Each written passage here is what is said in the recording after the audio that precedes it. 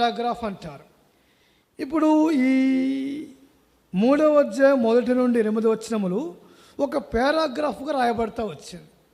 ఈ పారాగ్రాఫు ఏ ఉద్దేశంతో రాయబడిందో మనం మార్చి చదువుకొని మనం ముందుకు వెళ్ళేదాని కొరకే ప్రయత్నం చేద్దాం. రోమాపత్రిక 3వ అధ్యాయము 1 నుండి 8 వచనములు మనం మార్చి చదువుకుందాం. అట్లయితే యూదులకు కలిగిన ఆధిక్యమేమి, సున్నతి వలన ప్రయోజనమేమి?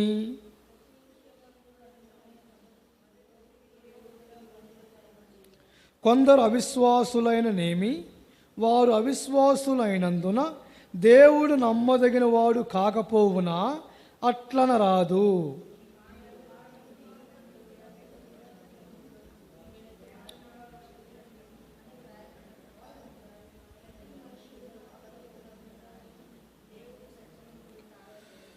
మన దుర్నీతి దేవుని నీతికి ప్రసిద్ధి కలుగు చేసిన ఎడల ఏమందుము? ఉగ్రతను చూపించు దేవుడు అన్యాయస్తుడగునా? నేను మనుష్య రీతిగా మాట్లాడుచున్నాను.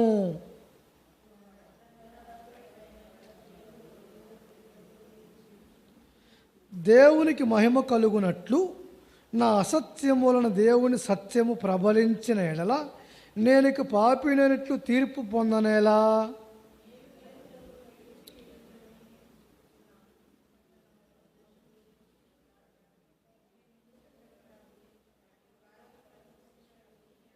ప్రభు సహాయం నిమిత్తమై ప్రార్థన చేసుకుందాం. పరిశుద్ధాత్ముని సహాయము కోరుకుంటూ మనం ప్రార్థన చేసుకుందాం.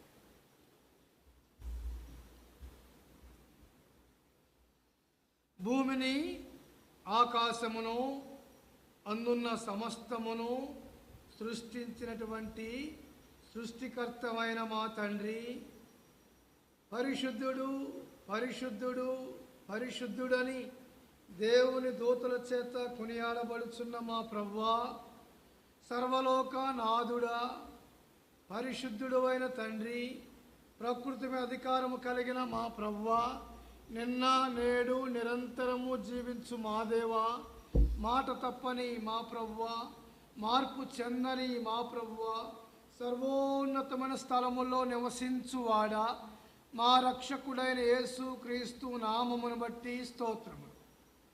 రీతిగా మమ్ములను ప్రేమించి మీ దీపస్తంభములోనికి సమకూర్చి మిమ్మల్ని స్తుతించి ఆరాధించి ఆధిక్యతను మాకు ఇచ్చినందుకై వందనములు తండ్రి.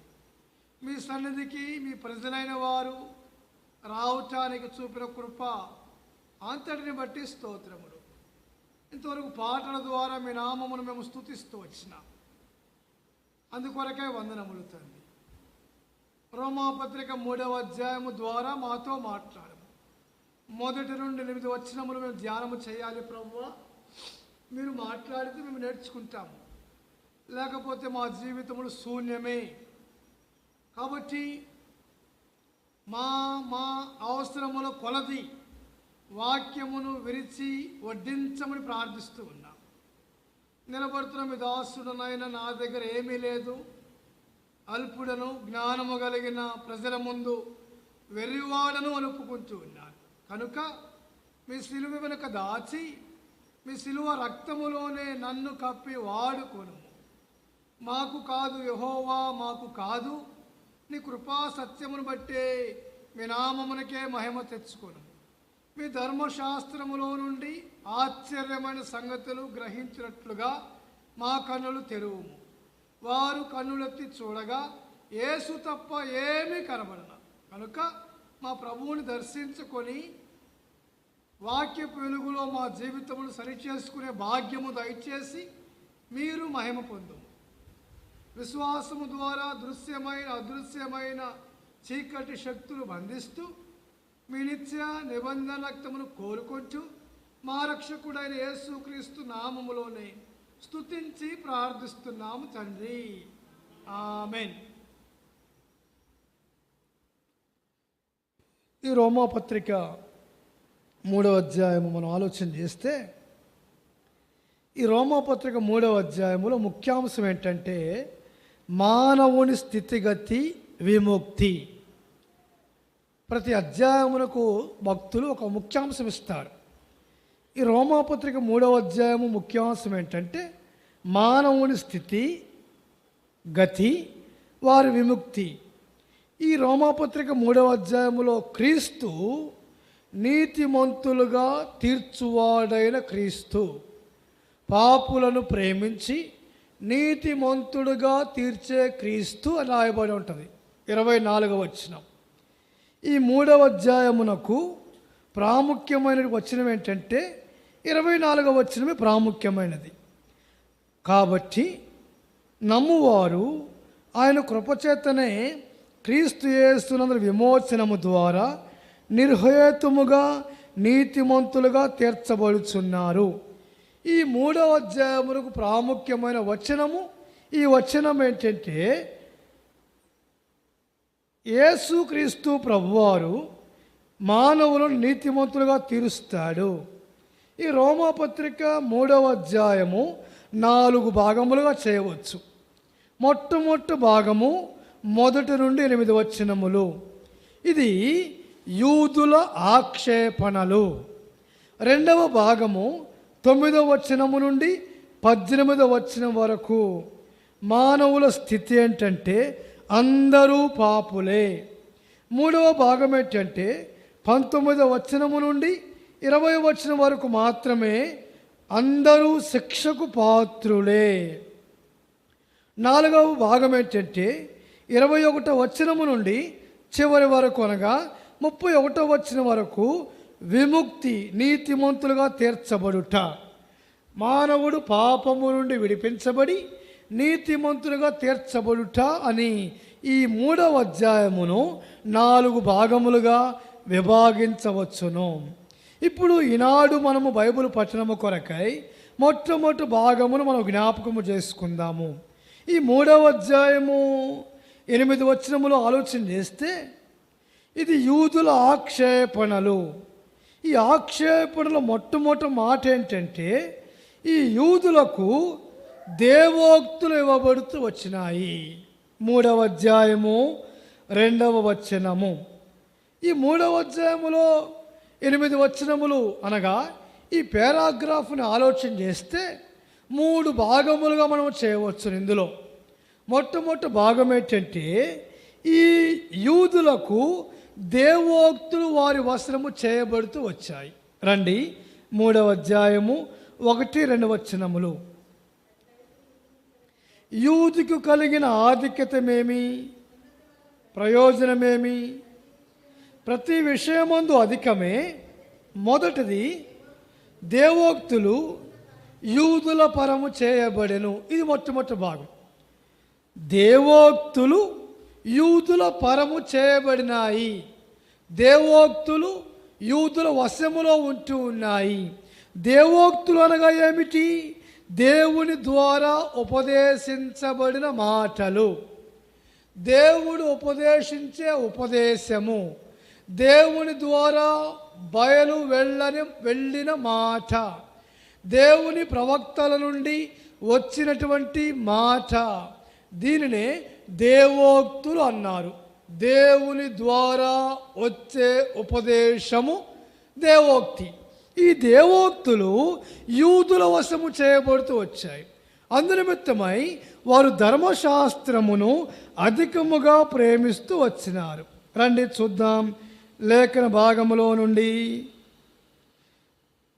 అపోస్తుల కార్యములు 7వ అధ్యాయము 38వ వచనం.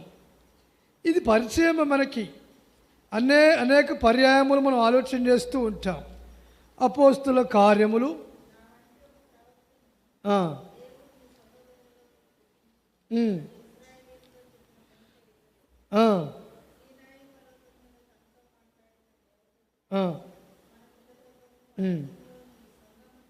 సంగమందు ఉండి మనకిచ్చుటకు జీవవాక్యములను తీసుకుని వాడెత్తడే. ఇది దేవోక్తి అంటే. దేవోక్తి అనగా మోషే ద్వారా సీనాయి పర్వతము మీద మనకు ఇచ్చుటకు జీవవాక్యములు. దేవోక్తి అంటే చాలామందికి అర్థము కాదు. ఈ దేవోక్తిని ఏమంటున్నారు ఇశ్రాయేలు ప్రజలు? ఈ సందర్భం ఏమిటి అంటే ఈ సందర్భము స్టెఫెనును రాళ్ళు పెట్టి కొట్టి చంపే సందర్భం. స్టెఫెను యూదుల ముందు నిలబడినప్పుడు, యూదుల ముందు మాట్లాడినప్పుడు, యూదుల ముందు తన్ను తాను యేసుక్రీస్తు ప్రభువారిని సొంత రక్షకునిగా ఎలా అంగీకరించాడో వివరించబడిన సందర్భం ఇది. యూదులతో మాట్లాడుతూ అంటాడు, ఈ యూదులు మోషే ధర్మశాస్త్రమును ఆచరిస్తారు, నేను కూడా అటువంటి వాడనే. ఇప్పుడైతే యేసుక్రీస్తు ప్రభువునందు విశ్వాసం ఉంచినాను, నేను యేసుక్రీస్తు ప్రభువులో ఉన్నాను. నేను వాస్తవానికి నేను పలహారము పంచిపెట్టడానికి నియమించబడిన వాడను. పలహారము పంచిపెట్టడానికి ఇక్కడ కొంతమంది నియమించబడుతూ వచ్చినారు. ఎంతమంది నియమించబడుతూ వచ్చినారు ఇక్కడ?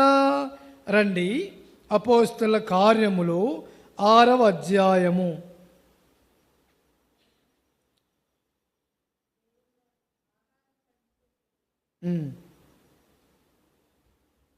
చదవండి. 6వ అధ్యాయము 5వ వచనము. అపోస్తలుల కార్యములు 6:5.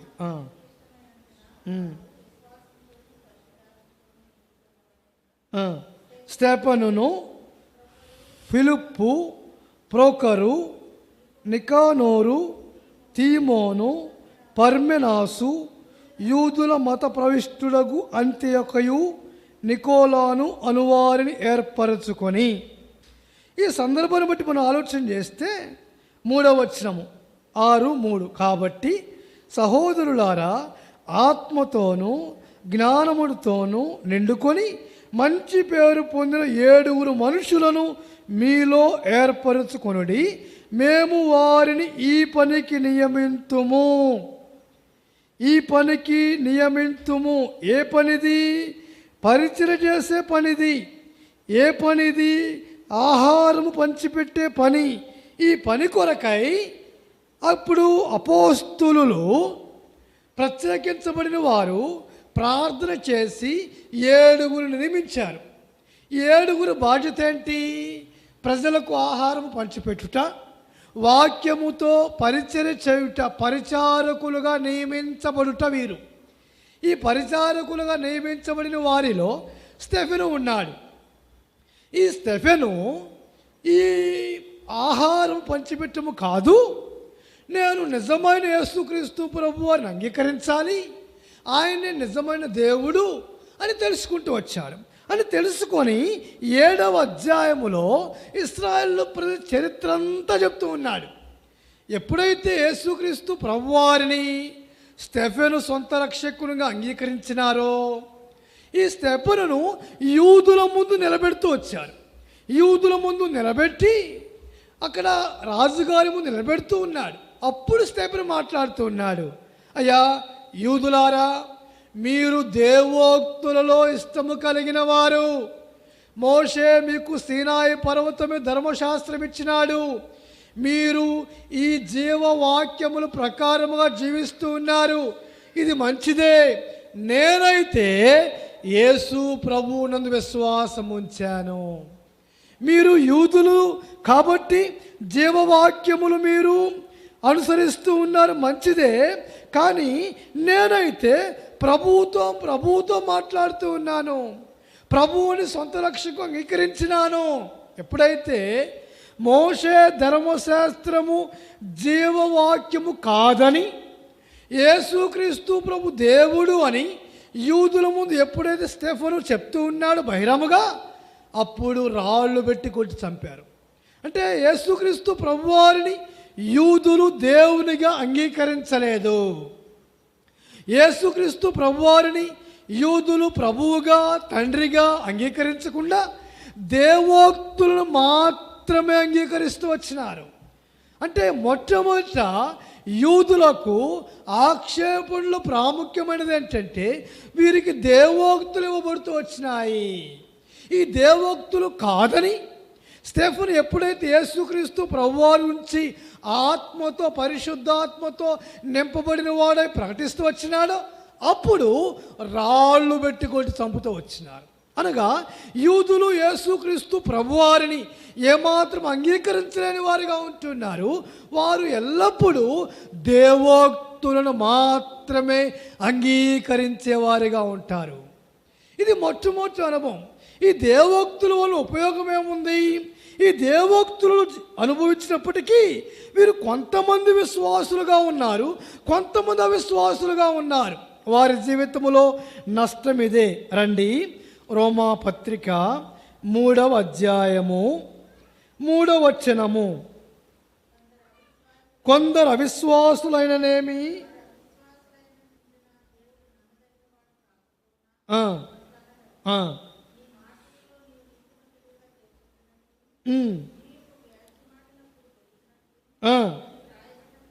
ప్రకారము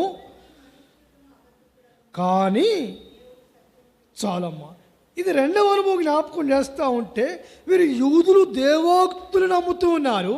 రెండవది, కొందరు అవిశ్వాసులుగా ఉన్నారు, కొందరు విశ్వాసులుగా ఉన్నారు. అంటే దేవునికి సంబంధించిన విషయాలు పౌలు మాట్లాడుతూ ఉన్నాడు ఇక్కడ.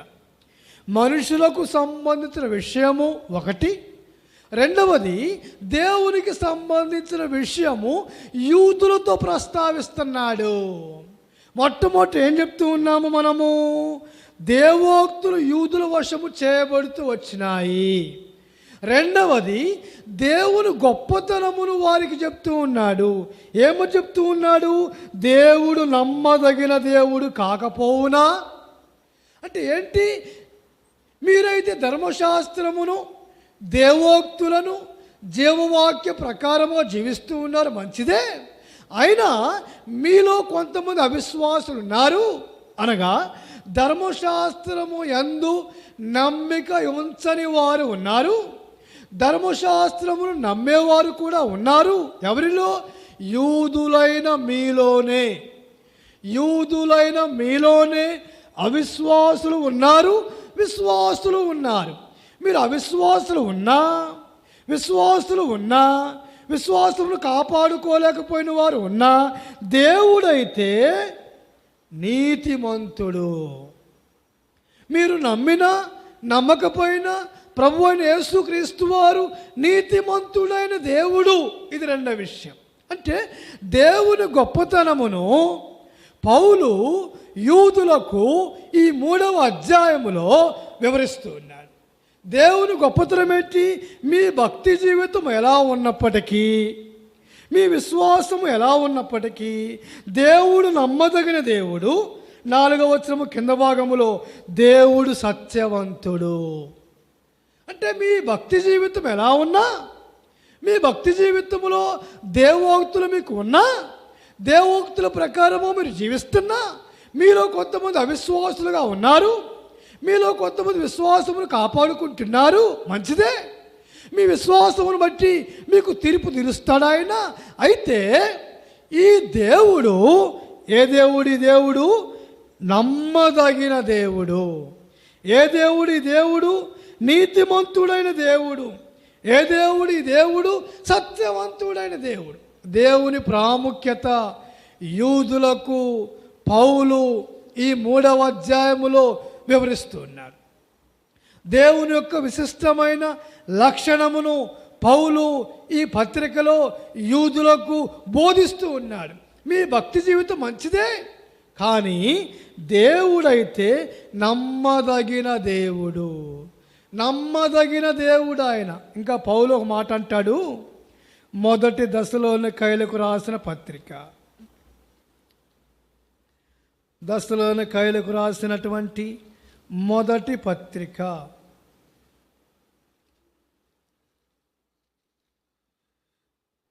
5వ అధ్యాయము 24వ వచనము. దశలోనికైలకు రాసిన మొదటి, మిమ్మును పిలుచువాడు నమ్మకమైన వాడు కనుక అలాగూ మిమ్మును పిలిచిన దేవుడు నమ్మకమైన దేవుడు. ఇంకో మాట లోతుగా ఆలోచన చేస్తే ప్రకటన గ్రంథము 1వ అధ్యాయం 6వ వచనములో నమ్మకమైన సాక్షి అని ప్రభువుకి పేరుంది. నమ్మకమైన సాక్షి, మృతులలో నుండి ఆది సంభూతుడుగా లేచిన వాడు ఆయన. రండి, ప్రకటన గ్రంథము మొదటి అధ్యాయము 6వ వచనము. 5వ వచనం. నమ్మకమైన సాక్షియు, మృతులలో నుండి ఆది సంభూతుడిగా లేచిన వాడును, భూపతులకు అధిపతి అయిన యేసు క్రీస్తు నుండి కృపా సమాధానములు మీకు కలుగును గాక. అంటే ఏంటి? నమ్మకమైన సాక్ష్యం మన ప్రభువే, నమ్మదగిన దేవుడు కూడా ఆయనే. ఈ మాట యూదులకు ఈ 3వ అధ్యాయం రోమాపత్రికలో చెప్తూ ఉన్నాడు. మన దేవుడు నమ్మదగిన దేవుడు. రెండవది, మన దేవుడు ఎటువంటి దేవుడు? సత్యవంతుడైన దేవుడైన. ఈ సత్యవంతుడైన దేవుడు చెప్తూ ఉన్న మాట ఏంటి? నేనే మార్గము సత్యము. యోహాను సువార్త 14:6. మార్గము సత్యము అంటే ఏంటి? ఈ దేవుడు సత్యవంతుడు. మీరు విశ్వాసములో ఉంటే సత్యములో ఉంటారు, అవిశ్వాసములో ఉంటే అసత్యములోకి వెళతారు. మీరు సత్యములోకి వెళ్ళినా అసత్యములోనికి వెళ్ళినా ఈ దేవుడు సత్యవంతుడు. అంటే ఏంటి? ఈ దేవుడు అబద్ధికుడు కాడు. మీరు విశ్వాసమును కాపాడుకుంటే సత్యవంతులుగా ఉంటారు, అవిశ్వాసములో ఉంటే అబద్ధికులుగా ఉంటారు. చాలా జాగ్రత్తగా వినాలి ఈ మాటలు. ఈ మాటలు మనకు దొరకవు. ఈ మాటలు అనేక పర్యాయములు ఆలోచన చేస్తే విశ్వాసికి అవిశ్వాసికి ఇక్కడ పౌలు కంపేర్ చేస్తున్నాడు. ఎక్కడ? యూదులలో నుండే.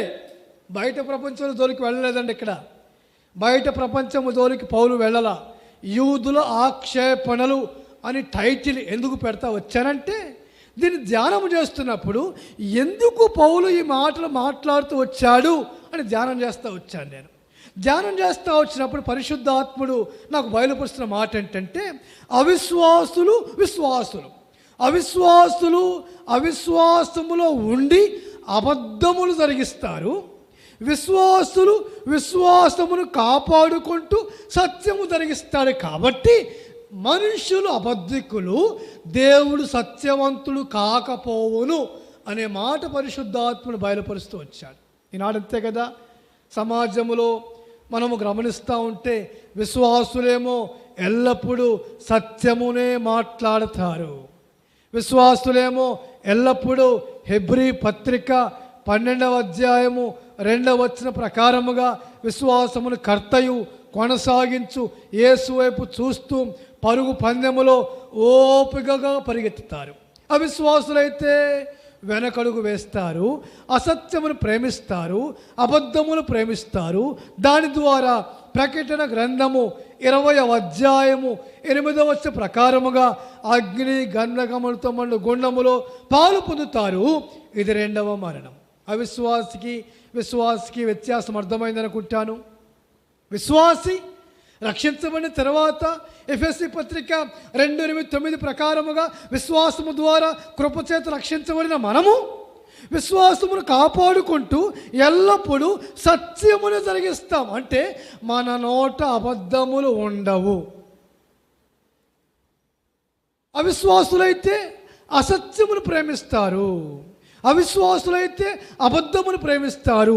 అందుకనే ఈ రోమాపత్రిక 3వ అధ్యాయము 4వ వచనములో దేవుడు సత్యవంతుడు కాక తీరడు అన్నాడు. సత్యవంతుడు కాక తీరడు అంటే ఏంటి? దేవుడు సత్యవంతుడు అంటే రూఢిగా చెప్తున్నాడు. ఇక్కడ ఒక మాటలో చెప్పాలంటే, మన భాషలో చెప్పాలంటే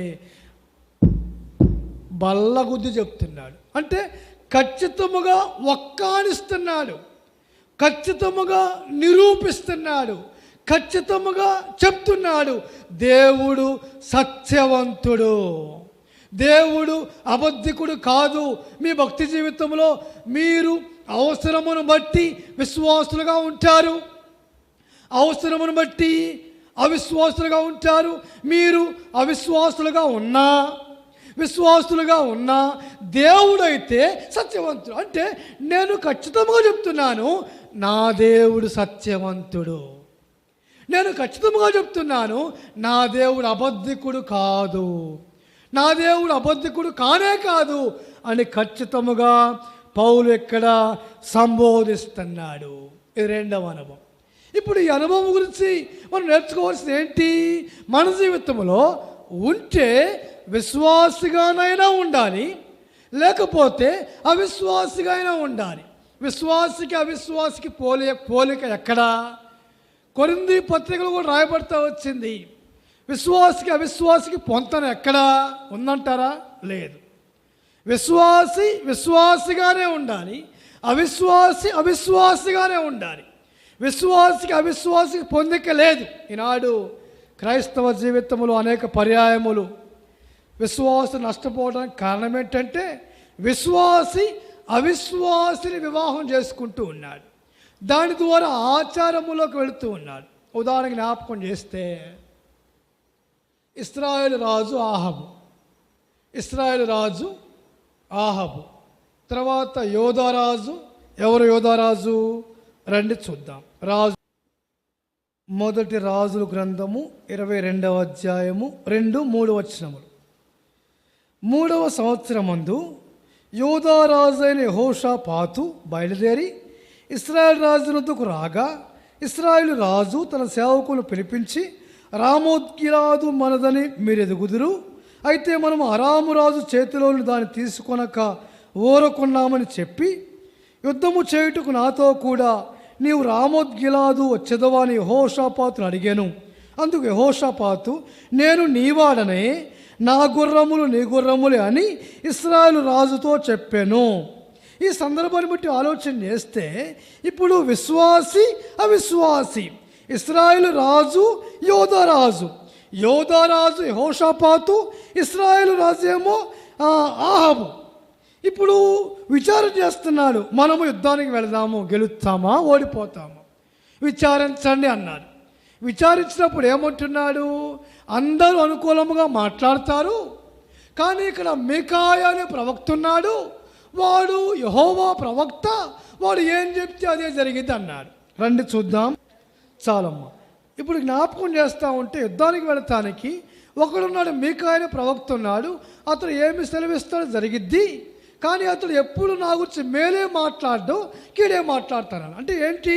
విశ్వాసికి అవిశ్వాసి సంబంధం కలిగింది. యుద్ధమునికి వెళ్తానికేమో యోధారాజు యెహోవా ప్రవక్తను ఆధారపడ్డాడు, ఇశ్రాయేలు రాజు ఏమో బయలు ప్రవక్తల మీద ఆధారపడతా వచ్చాడు. అనుకూలముగా ప్రవచించే ప్రవక్తలు. మీకా ఏమన్నాడు? దేవుడు యెహోవా నాకు ఏమి సెలవిచ్చునో ఆయన జీవము తోడు నేను దానినే పలుకుతాను. 22వ అధ్యాయము 14వ వచనం. యెహోవా సెలవిచ్చిన మాట ఏమనగా 19వ వచనము, సింహాసనాసీనుడై ఉండగా పరలోక సైన్యమంతయు ఆయన కుడిపార్శ్వమున ఎడమ పార్శ్వము నిలిచి ఉండుట నేను చూచితిని. రామోత్ గిల్గాదు మీదకి యుద్ధానికి వెళ్తూ వచ్చారు. ఇశ్రాయేలు రాజు చనిపోతూ వచ్చాడు. మారు వేషం వేసుకున్నాడు, యుద్ధానికి వెళ్ళాడు, ఓడిపోతూ వచ్చినాడు. కారణం ఏంటంటే అవిశ్వాసితో సంబంధము కలిగి ఉంటూ వచ్చినాడు ఇతను, అవిశ్వాసిగా మార్చబడుతూ వచ్చినాడు ఇతను.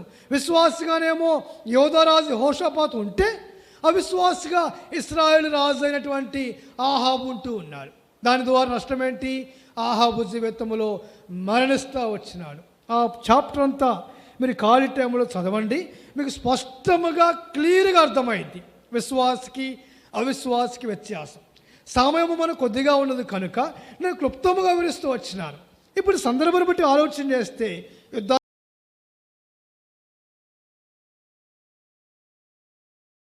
వెళ్ళాడు, మీకా చెప్తూ వచ్చాడు. సిత్తి అనేవాడు మీకా మీద చెంప మీద కొట్టాడు, అక్కడ చెరసాల్లో బంధిస్తూ వచ్చాడు. అప్పుడు మీకా అంటున్నాడు, నువ్వు తిరిగి వస్తే అప్పుడు చూద్దామన్నాడు. యుద్ధానికి వెళ్ళి నీవు తిరిగి వస్తే అప్పుడు ఆలోచిద్దామన్నాడు. తిరిగి ఇశ్రాయేలు యుద్ధానికి వెళ్ళి రాలేకపోయాడు, యుద్ధములోనే చనిపోతూ వచ్చినాడు. అంటే ఏంటి? రక్షించబడి మన జీవితంలో ఉంటే విశ్వాస జీవితంలో విశ్వాసిగా కొనసాగాలి, లేకపోతే అవిశ్వాసిగా ఉండాలి. అందుకనే రోమాపత్రిక 12వ అధ్యాయం 2వ వచనంలో అన్నాడు పౌలు, ఈ లోక మర్యాదను అనుసరించక ఉత్తమమును సజీవ యాగముగా మీ శరీరమును సమర్పించుకొని రూపాంతరము చెందమన్నాడు. అంటే ఏంటి? ఈ లోక మర్యాద విశ్వాస జీవితంలో ఏమాత్రం ఉండకూడదు. అవిశ్వాసికి విశ్వాసికి పొంతన ఉండకూడదు. ఈనాడు క్రైస్తవ జీవితంలో నష్టపోవటానికి కారణమేంటి? విశ్వాసి అవిశ్వాసికి పొంతన లేదు. విశ్వాసికి అవిశ్వాసికి పొత్తు లేదు. విశ్వాసిగానే జీవించాలి, విశ్వాసములోనే కొనసాగాలి. అప్పుడు ప్రభు మెచ్చుకుంటాడు. ఇప్పుడు అందుకనే ఈ రోమాపత్రిక 3వ అధ్యాయంలో పౌలంటున్నాడు, మీరు దేవుణ్ణి అబద్ధికునిగా చేయడు, ఆయన సత్యవంతుడని దేవుడు అంటూ ఉన్నాడు. సమయం అయిపోయింది. 3వ మాట జ్ఞాపకం చేద్దాం రండి. రోమాపత్రిక 3వ అధ్యాయము 7వ వచనము. దేవునికి మహిమ కలుగునట్లు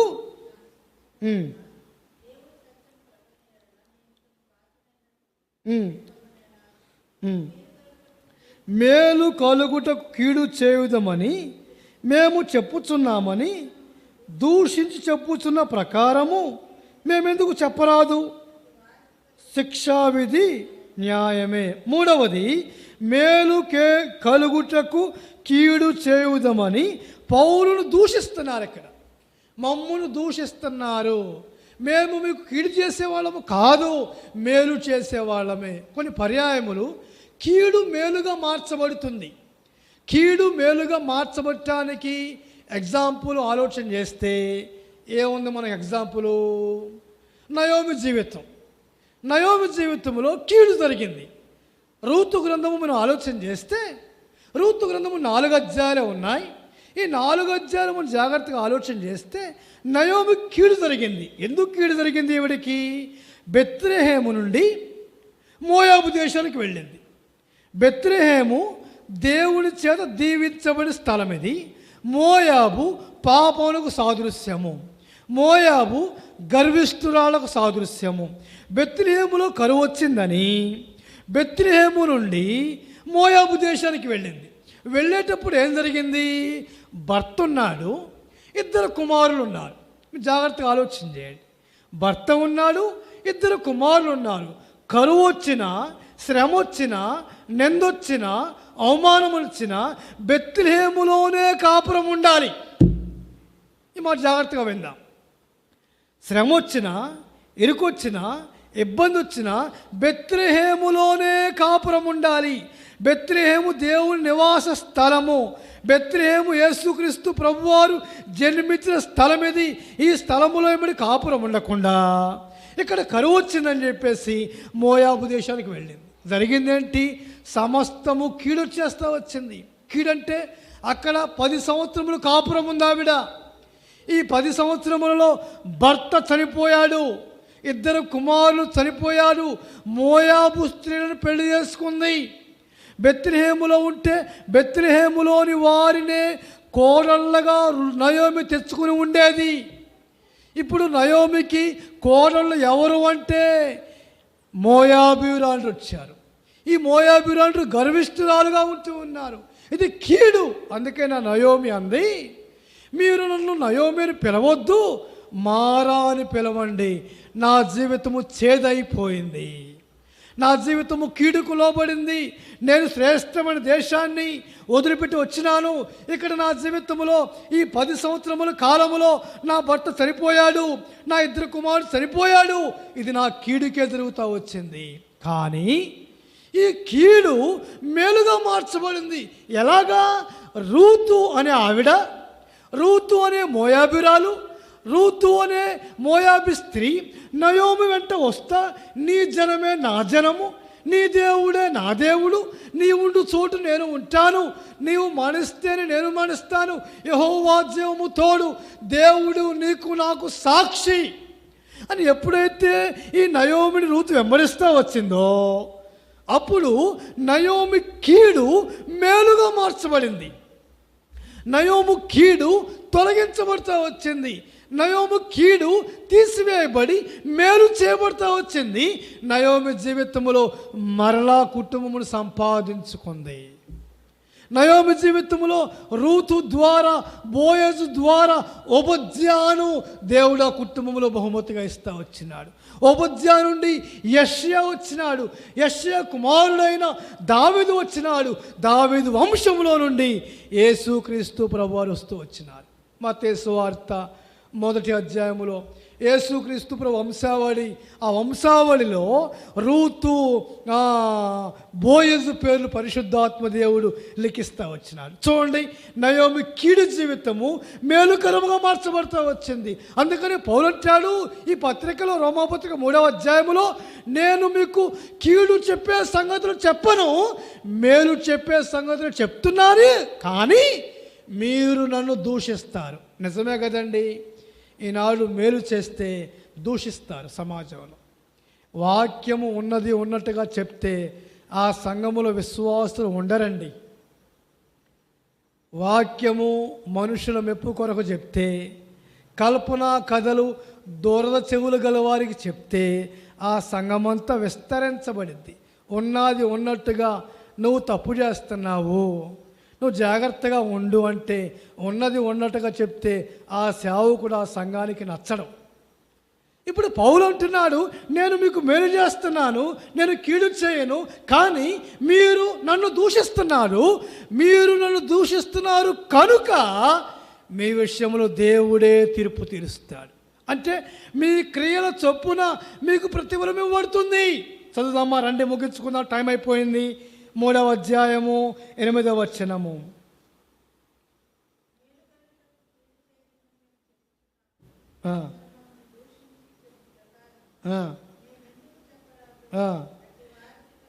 శిక్షా విధి న్యాయమే, అట్టివారికి శిక్ష కలుగుతుంది, దూషించే వారికి శిక్ష కలుగుతుంది. ఆ శిక్షా విధి న్యాయమే. కారణం ఏంటంటే వాని వాని క్రియల చొప్పున ప్రతి వానికి ఇచ్చుటకు సిద్ధపరిచే జీతము నా యొద్ద ఉన్నది. అంతే కదా. రండి చూద్దాం, ముగించుకుందాం మనము. దావీదు కీర్తనలు 62వ అధ్యాయము 12వ వచనము. దావీదు కీర్తనలు 62వ అధ్యాయము 12వ వచనము, అనగా చివరి వచనము. ప్రభువా, మనుషులందరికీ వారి వారి క్రియల చొప్పున నీవే ప్రతిఫలమిచ్చుతున్నావు, కాగా కృప చూపుట నీది. మనుషులందరికీ వారి వారి క్రియల చొప్పున నీవే ప్రతిఫలమిస్తావు అంటే వారికి శిక్షావిధి కలుగుట న్యాయమే. ఇంకో విషయం జ్ఞాపకం చేస్తూ ఉంటే, ఇర్మియా గ్రంథము 17వ అధ్యాయము 10వ వచనము. ముగించుకుందాం, టైం అయిపోయింది. ఇర్మియా గ్రంథము 17వ అధ్యాయము 10వ వచనము. ఒకని ప్రవర్తన బట్టి వారి క్రియల చొప్పున ప్రతీకారము చేయుటకు యెహోవాను నేను హృదయమును పరిశోధించువాడను, అంతరంద్రియములు పరీక్షించువాడను. వాని వాని క్రియల చొప్పున ప్రతీకారము చేయుటకు అంటే వారి శిక్షావిధి న్యాయమే. ఇంకో మాట చెప్తున్నారండి, మత్తయి సువార్త 16వ అధ్యాయము. మత్తయి సువార్త 16వ అధ్యాయము 27వ వచనము. మత్తయి సువార్త 16వ అధ్యాయము 27వ వచనం. మనుష్య కుమారుడు, మత్తయి సువార్త 16:27. మనుష్య కుమారుడు మహిమ గలవాడై దూతలతో కూడా రాబోచున్నాడు. అప్పుడు ఆయన ఎవరి క్రియల చొప్పున వానికి ఫలమిచ్చును. ఎవరి క్రియల చొప్పున వానికి ఫలము. ప్రకటన గ్రంథము 22వ అధ్యాయము 12వ వచనము. ముగించుకుందాం, టైం అయిపోయింది. ప్రకటన గ్రంథము 22వ అధ్యాయము 12వ వచనము. అన్యాయము చేయువాడు ఇంకను అన్యాయమే చేయనము, వాని వాని క్రియల చొప్పున ప్రతి వానికి సిద్ధపరిచే జీతము అది సంగతి. అంటే ఏంటి? పౌలేమంటున్నాడు, మేము మీకు మేలు చేస్తున్నాము, మీరేమో మేము కీడు చేస్తున్నామని మీరు మమ్మల్ని దూషిస్తున్నారు, అయినా మీకు శిక్ష వస్తుంది. కారణం ఏంటంటే మీ క్రియల చొప్పున మీకు ప్రతిఫలము నాదేమి లేదా అన్నాడు. నేను మేలు చేస్తాను కానీ కీడు చేయను, కీడు చేయకపోయినా మీరు మమ్మల్ని దూషిస్తున్నారు, మీరు మమ్మల్ని ఎగతాళి చేస్తున్నారు, మీరు మమ్మల్ని హేళన చేస్తున్నారు, కానీ మీకు శిక్షా విధి న్యాయమే. అంటే మీ క్రియల చొప్పున మీకు ప్రతిఫలం వస్తుంది. మనుష్య కుమారుడు వస్తాడు, అప్పుడు ఎవరి క్రియల ఫలితముగా ఆయన వానికి ఫలితం ఇచ్చును. మూడు అనుభవాలు మనం జ్ఞాపకం చేసుకుంటూ ఉన్నాం. మొట్టమొదట యూదుల ఆక్షేపణలను అని ఆలోచన చేసుకొని, మొట్టమొదట ఏంటిది? యూదులకు ధర్మశాస్త్రం ఇవ్వబడినది, అనగా దేవోక్తులు ఇవ్వబడుతూ వచ్చినాయి. రెండవది, దేవుడు సత్యవంతుడు, నమ్మదగిన వాడు, నీతిమంతుడైన దేవుడు. దేవుని గొప్పతనమును ఇక్కడ పౌలు యూదులకు బోధిస్తూ ఉన్నాడు. మూడవది, మేము మీకు మేలు చేస్తున్నాము, రక్షించబడిన మేము మీకు కీడు చేయటం లేదు. మీరైతే మేము కీడు చేస్తున్నామని ఉద్దేశముతో మీరు మమ్మల్ని దూషిస్తున్నారు. అయినా మీ కర్మ మీది, మీ క్రియల చొప్పున మీకు ప్రతిఫలం ఉంటుంది. కాబట్టి మనము నేర్చుకోవాల్సింది ఏంటంటే ధర్మశాస్త్రం మనకి ఇవ్వబడినది. ఈ ధర్మశాస్త్రము దేవుడు కొట్టివేయటానికి రాలేదు. ఈ ధర్మశాస్త్ర ప్రకారం జీవిస్తూ వాక్యమునకు ఆధారమైన ప్రభువైన యేసు క్రీస్తు వైపు చూడాలి. అంటే అవిశ్వాసులుగా ఉండకూడదు. ఎందుకనగా మన దేవుడు నీతిమంతుడు, మన దేవుడు సత్యవంతుడు, మన దేవుడు న్యాయవంతుడు. ఆయన అబద్ధమాడే దేవుడు కాదు కనుక మనం ఎల్లప్పుడూ విశ్వాసమును కర్తయు కొనసాగించే యేసు వైపు చూడాలి. మూడవది, మనం మేలు చేయాలి. ఒక మాటకి నా జ్ఞాపకం వచ్చింది. ఏమాటది? గలతీ పత్రికలో పౌలు అంటాడు, విశ్వాస గృహముల ఎడల మనం మేలు చేయుదుమంటాడు. రండి 6:10 గలతీ పత్రిక 6:10 6వ అధ్యాయము 10వ వచనం. ముగించుకుందాం, టైం అయిపోయింది. మనం సమయము దొరికిన కొలది అందరి ఎడల, విశేషముగా విశ్వాస గృహమునకు చేరిన వారి ఎడల, అంటే ఏంటి అర్థం? మేలు చేయాలి కానీ కీడు చేయకూడదు. అది సంగతి. ఎదుటి వారికి సాధ్యమైనంత వరకు మేలు చేయటానికి ప్రయత్నం చేయాలి కానీ కీడు చేయకూడదు. కీడు అంటే ఏంటి? మనతోనే ప్రేమగా ఉండి మన వెనకాల గుంటలు దవ్వుతూ ఉంటారు చాలామంది. మనతో బాగానే ఉంటారు, మన వెనకాల మన విషయాన్ని తెలుసుకొని అక్కడక్కడ సమాజంలో ఎంతమంది చూడటం లేదు మనం, విశ్వాస జీవితంలో సేవా జీవితంలో ఎంతమంది చూడటం లేదు మనం. అంటే చేతనైతే మేలు చేయ కానీ కీడు మాత్రము చేయకూడదు. సంఘానికి కీడు చేయకూడదు. సంఘానికి అందుకనే ఒక మాట చూపిస్తూ వచ్చాను. గలతీ పత్రిక 6వ అధ్యాయములో సాధ్యమంత వరకు సమయము దొరికిన కొలది విశ్వాస గృహములోని వారికి మేలు చేయాలి. కానీ అంటే ఏంటి? మన ద్వారా సంఘము నష్టపడకూడదు. సంఘము బాగుపడపోయినా పర్వాలేదండి, కానీ నష్టపడకూడదు. ఇది ఆత్మీయమైన జీవితంలో ఎంతో నష్టము. దాని ద్వారా ఎవరి క్రియల ఫలితముగా దేవుడు వారికి జీతమిస్తాడు. సాధ్యమైనంత వరకు మేలే చేయాలి, లేకపోతే ప్రార్థన చేయాలి. కీడు మాత్రం చేయకూడదు.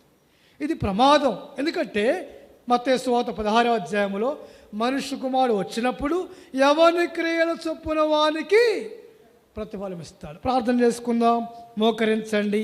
ఈ రోమాపత్రిక 3వ అధ్యాయము 1-8 వచనములు మనం అర్థం చేసుకోవడానికి ప్రయత్నం చేస్తూ వచ్చినాం. మన జీవితంలో ఎలా ఉన్నాయి ఆలోచన చేసుకొని ప్రభువుని క్షమాపణ అడిగి, ప్రభువా మమ్మల్ని జ్ఞాపకం చేసుకో. యూదుల ఆక్షేపణ